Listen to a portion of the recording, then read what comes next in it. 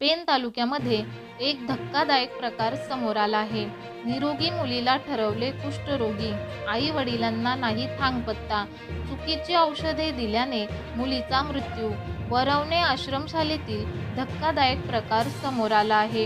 प्रकल्प अधिकारी यांच्याकडून केवळ कारणे दाखवा नोटिसा देत कारवाई शून्य. प्रकरण दाबण्याचा प्रयत्न होत असल्याचे दिसून येत आहे. रायगड जिल्ह्यातील पेण तालुक्यातील वरवणे येथील शासकीय आश्रमशाळेतील चौथीमध्ये शिकणाऱ्या आदिवासी विद्यार्थिनीचा मृत्यू झाला आहे. पूर्वी कोणताही आजार नसलेली खुशबू नामदेव ठाकरे या चौथी इयत्तेत शिकणाऱ्या विद्यार्थिनीला कुसुम योजनेत कुष्ठरोगी ठरवण्यात आले. त्याबाबत आरोग्य विभागाने त्या मुलीच्या पालकांना कळविले देखील नाही.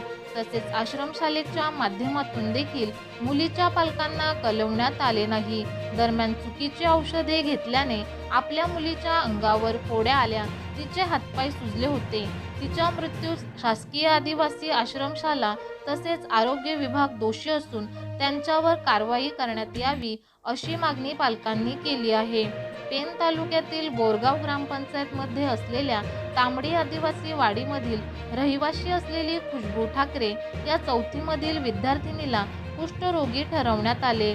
त्याबाबत त्या मुलीच्या पालकांना कल्पना देणे आणि त्यांचा सल्ला घेणे आवश्यक असताना प्राथमिक आरोग्य केंद्र किंवा शासकीय आश्रमशाळा यांच्याकडून कोणत्याही प्रकारची खबरदारी घेतली नाही. प्राथमिक आरोग्य केंद्राकडून कुष्ठरोग निर्मूलन कार्यक्रम अंतर्गत कुष्ठरोगी ठरवण्यात आलेल्या खुशबू नामदेव ठाकरे या मुलीला कुष्ठरोग निर्मूलन बाबत गोळ्या 18 डिसेंबर पासून सुरू करण्यात आल्या. गोळ्या सुरू झाल्यानंतर 28 डिसेंबर पर्यंत नामदेव ठाकरे यांना आपल्या मुलीला कुष्ठरोगी ठरवण्यात आले आहे याबाबत कोणतीही माहिती नव्हती. मात्र कोणताही आजार नसलेल्या मुलीला कुष्ठरोगाच्या गोळ्या दिल्या जात असल्याने त्याचा साईड इफेक्ट खुशबू ठाकरे हिच्या शरीरावर दिसून येऊ लागला. तिच्या अंगावर फोड्या उठल्या तसेच हातपाय यांना सूज येऊ लागली. खुशबू हिची प्रकृती गंभीर असल्याने पनवेल येथील MGM रुग्णालयात नेण्यात आले. नंतर तेथील वैद्यकीय अधिकारी यांनी कुष्ठरोगाच्या गोळ्या कोणी दिल्या आणि त्या तात्काळ बंद करण्याच्या सूचना दिल्या. पनवेल येथील MGM रुग्णालयात उपचार घेत असलेली खुशबू हिचे 22 जानेवारी रोजी मृत्यू झाला. या प्रकरणी आदिवासी विकास विभागाच्या पेण प्रकल्प अधिकारी कार्यालयाने दुसऱ्याच दिवशी वरवणे येथील शासकीय आश्रमशाळा मुख्याध्यापक आणि अधीक्षिका यांना कारणे दाखवा नोटिसा बजावली. परंतु त्या कारणे दाखवा नोटिसीला 3 दिवसात कोणतेही उत्तर देण्यात आले नव्हते. त्यानंतर प्रकल्प अधिकारी कार्यालयाने शासकीय आश्रमशाळा मुख्याध्यापक आणि अधीक्षक यांच्यावर आजपर्यंत कोणतीही कारवाई केलेली नाही. त्यातून प्रकल्प अधिकारी आत्माराम धाबे हे देखील एका निरपराध मुलीच्या मृत्यूचे प्रकरण दाबण्याचा प्रयत्न करीत असल्याचे दिसून येत आहे. असं तुम्हाला शाळेतून सांगितलं सांगितलं जातं. तेव्हा आम्ही शाळेवर गेलो तर किती 3 तारखेला मला बोलावला शाळेवर. शाळेवर बोलावला काय आजार आहे नेमकं तुम्हाला काय सांगितलं? रक्त रिपोर्ट करायला बोलावलेलं मला. सरांनी नेलेला रक्त रिपोर्ट करायला. रक्त रिपोर्ट केला तो 6 दिवसांनी परत बोलावला मला. त्याच्यामध्ये काय आलेलं रिपोर्ट मध्ये रक्ताच्या? रिपोर्ट मध्ये तेवढं मला सांगितलं ना. मी रिपोर्ट आणला आणि त्या सराकडे दिला आणि घरी निघून आलो. त्याच्यानंतर पुन्हा तिला त्रास झाला का काय? त्याच्या मागणं परत तिला त्रास झाला. तर कोणत्या प्रकारचा त्रास होतो? त्रास थोडासा पोटात दुखत होता आणि हातापायाने सडलेले. तुम्हाला शाळेतून काही सांगितलेलं का बाबा तिला कोणत्या गोळ्या औषधं दिली आहेत किंवा काय? आम्हाला काहीच बोललं नाही. गोळ्या चालू केल्या त्या पण चालू केली होती का तिला? हो, गोळ्या चालू केलेल्या कुष्ठरोगावर. कुष्ठरोगाची? हा, कुष्ठरोग. कुष्ठरोग झाला असं तुम्हाला नेमकं त्यांनी कोणी सांगितलं? आम्हाला सांगितलंच नाही. अच्छा, आणि तरी गोळ्या चालू केल्या? गोळ्या चालू केल्या. किती दिवस एक गोळ्या चालू केल्या होत्या तरी अंदाजे?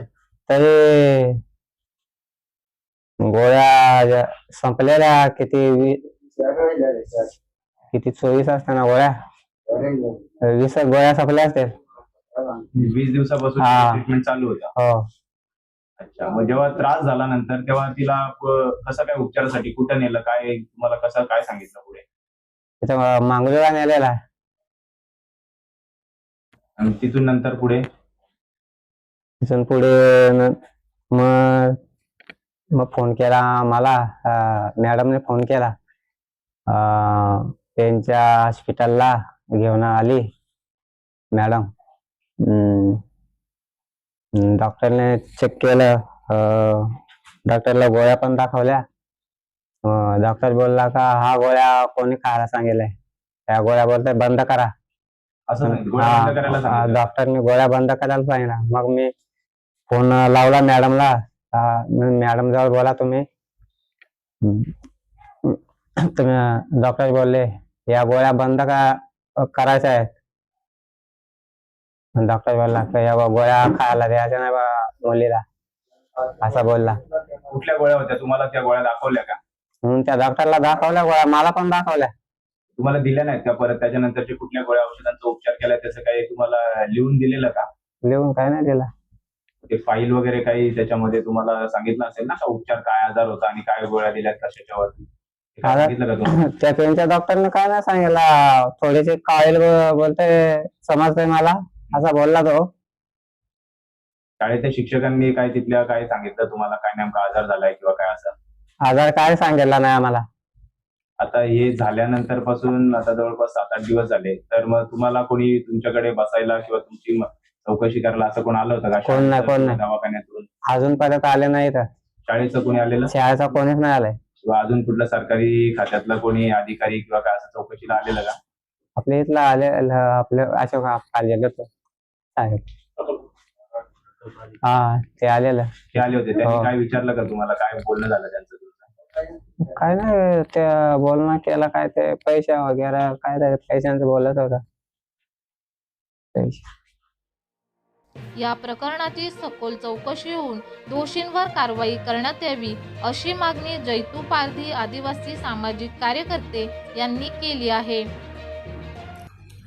माझे नाव जैतू सदू पारधी. मी आदिवासी जनजागृती सामाजिक संस्था कर्जत तालुका म्हणून कार्य करत आहे.